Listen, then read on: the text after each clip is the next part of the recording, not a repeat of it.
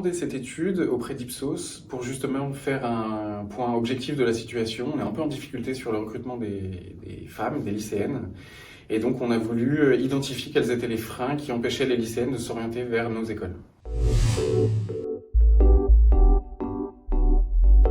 Le premier point à retenir de l'enquête, c'est la question de l'empowerment et de la façon dont les lycéennes perçoivent leur niveau de compétence. À niveau égal, au niveau scolaire, elles se perçoivent moins bonnes que les garçons et donc se projettent plus difficilement vers les métiers du numérique qu'elles jugent beaucoup plus difficiles pour elles. Donc ça, c'est le premier point.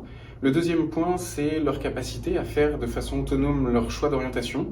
On se rend compte que comme les garçons, elles sont très orientées par leurs parents, par les professeurs, par leur contexte dans lequel elles vivent. Et donc elles sont sujettes à beaucoup de biais et de stéréotypes. Et le troisième point, c'est la façon dont elles perçoivent ces métiers. Elles les jugent souvent trop ennuyeux, trop techniques, trop complexes. Et donc on a tout un travail à faire sur la déconstruction de ces stéréotypes à poser sur les métiers du numérique.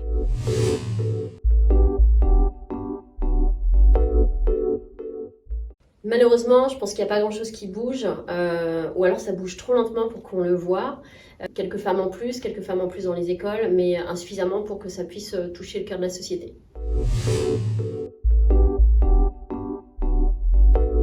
Comme on l'a montré là sur la table ronde, travailler ensemble. Je pense que c'est très important, le monde privé, donc des entreprises, le monde de l'éducation, l'enseignement supérieur bien entendu, les associations, les acteurs publics, tout le monde doit travailler ensemble. Et ce, dès le départ, dès l'école, et puis après chacune des étapes pour, on l'a dit aussi, déconstruire les stéréotypes, et puis peut-être construire un monde différent.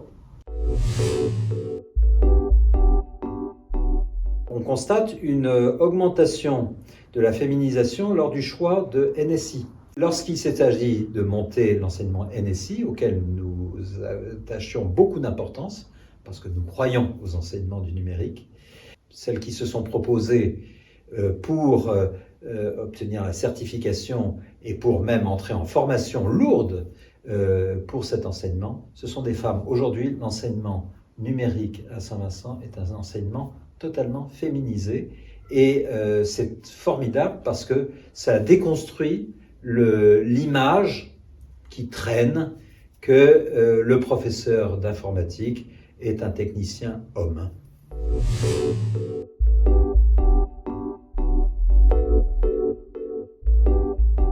D'abord travailler sur l'orientation et renforcer nos actions de découverte des métiers et découverte du code, donc ce qu'on fait déjà au travers des coding clubs et de l'association étudiante EMA, leur donner davantage de moyens et toucher davantage de jeunes. Il y a une deuxième action qui est de renforcer nos actions en interne, c'est-à-dire de faire de nos écoles des lieux safe et inclusifs dans lesquels les filles ont toute la capacité et la place pour réussir leurs études. Donc c'est évidemment déjà le cas, mais c'est d'être beaucoup plus ambitieux et radicaux sur ce sujet-là. Et puis ensuite, une troisième action qui est plus en relation avec les entreprises, qui est d'accompagner les entreprises à identifier les étudiantes, à renforcer notre capacité à faire la passerelle entre l'école et les entreprises et à s'assurer que l'égalité pro soit de mise une fois en poste.